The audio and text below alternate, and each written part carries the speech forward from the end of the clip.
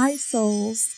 Welcome to Inner Library Alignment, a space for you as the author and librarian of your life.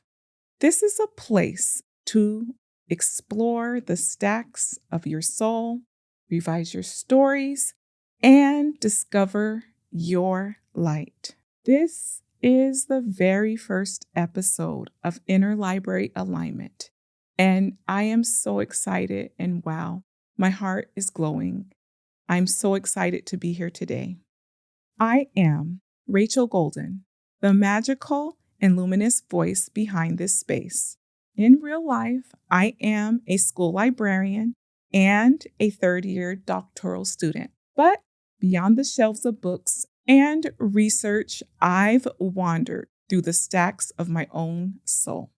I've dusted off forgotten volumes, faced chapters I once wanted to hide, and learned how to revise them into something radiant and true. And that's what brings me here today, not just as a librarian or a researcher, but as a soul who has learned that every story can be rewritten with love and light. You see, I believe we all carry an inner library. So just imagine shelves filled with the stories of your life, the joyful ones, the painful ones, the messy ones, and complicated ones too. Some of those books you probably absolutely love, and I get it, and reread over and over again. But then there are those where maybe you've placed in the archives trying to keep them out of circulation because they just feel too freaking heavy to touch.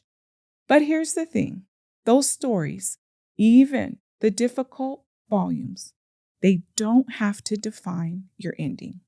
You are the librarian of your own soul. You have the power to go back into your stacks, pull a book down, and start annotating the margins with new meaning. You can revise. You can reshelve. You can even weed out the titles that no longer serve your collection. Now, I just want to take a moment just to share with you how this podcast came to be. You see, for a long time, my catalog was shaped by stories I didn't consciously choose, volumes of childhood trauma like abandonment and rejection, abuse. Subconsciously, they all became the reference section I kept consulting even when I didn't want to, and I was consciously unaware. There was a particular collection that held countless books of rejection, and they weren't just slim paperbacks. They were like thick, heavy, leather-bound, overdue volumes. Each one told a slightly different version of the same story. Not chosen, not seen, not enough. And over time, that shelf grew heavier. Every disappointment, every silence, every almost became another volume.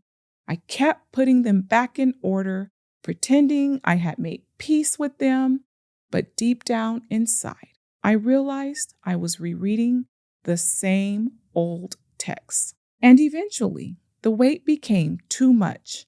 I could feel it every time I tried to move forward. Those old stories, they were like tugging at me like books refusing to be returned. I realized I was actually recirculating the same energy, checking out the same emotional stories again and again, hoping this time they would end differently. And after many attempts, trying to reorganize my life on my own, creating new routines, new affirmations, new chapters, the same stories kept showing up in my stacks. It was that realization that was my breaking point. I knew my system was no longer working. And that's when I knew I needed help, professional help. I'll be honest, I had already tried traditional psychotherapy, but that was like reshelving damaged books without restoring their pages. The story still somehow bled through beneath the surface. I was desperate for a different kind of therapy where I didn't just analyze my stories, but it helped me reauthor them from the inside out. And that's when, in a way that felt both magical and divine, I was led to deeper forms of healing like hypnotherapy, inner child regression therapy, and energy therapies like Reiki and shamanism. It was through these practices I began to actually uncover the original manuscripts of my pain. The earliest chapters where rejection first took its root in my narrative. You see, therapy has actually become the quiet reading room of my soul, a sacred place where I can finally sit with stories I had been avoiding. It's in therapy that I began to actually understand why those volumes kept returning, and more importantly, how to start revising them with compassion, courage, and clarity. And little by little, I've learned how to rewrite them. Therapy has become my editing table where my traumas turn into self-awareness and old endings are transformed into new beginnings. Each session adds a new annotation, compassion, forgiveness, and courage. And over time, my library has become lighter and aligned. Each book no longer a record of pain, but a testament of my transformation.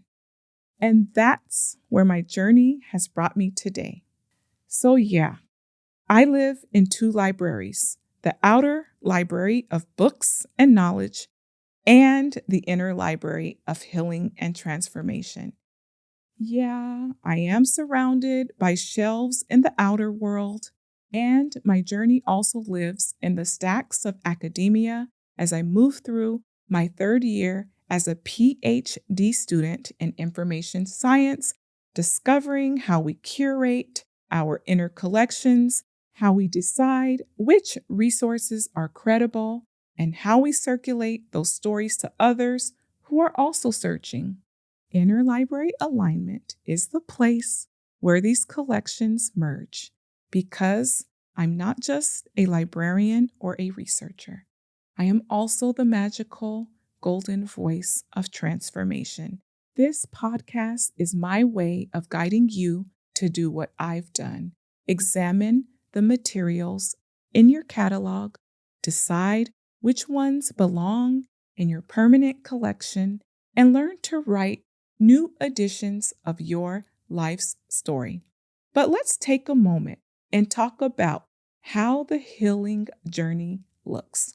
How growth often begins in the dark before something beautiful takes shape. One of my favorite symbols, and it's actually my personal symbol, is the butterfly because it represents transformation. We all admire the wings, the colors, the beauty, but what we often forget is that to transform, the caterpillar must completely dissolve inside the chrysalis. And that dissolving, it isn't easy. It means deascensioning what no longer fits, withdrawing volumes you thought you'd always keep. It means the old finding aids no longer apply and the cataloging rules have to be rewritten. And like the caterpillar, it literally becomes unrecognizable before the wings emerge. Our healing journeys often feel the same. Messy, scary, unknown. We're tempted to go back to the old edition, the familiar index, even if it doesn't serve us. But the magic happens when we stay in the process. And for me, staying in the process means sitting with those traumatic stories, facing the overdue notices, and gradually choosing to create a new edition. And the first time I felt those new wings unfurl, even just a little, it was like opening a brand new book for the first time. Crisp pages, fresh ink, a story that finally belonged to me. And so here's my invitation to you today. Just take a moment to step into your own inner library. Walk through the stacks. Notice the special collections that hold your happiest memories. Notice the locked cabinets, the rare books you haven't touched in years. Notice, too, the dusty titles sitting in your general collection, circulating every time you get triggered, even though you don't want them to. Now, choose one book, just one. Pull it down, open it, look at the words inside, and just gently ask yourself, what would this story sound like if I release a new edition?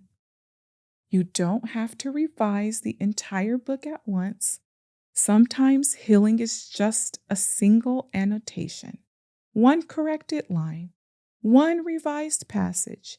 Maybe instead of I am alone, you write in the margins, I am whole, I am complete, I am enough.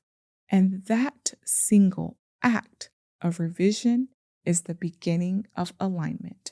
That's the first step towards transforming your catalog. And if it feels right, take a deep breath now and imagine placing that revised book back on your shelf, lighter, brighter, and ready to circulate a new story into your life. Thank you for being here with me today. Truly, it means so much. And this is only the first volume of what I know will be an incredible journey together.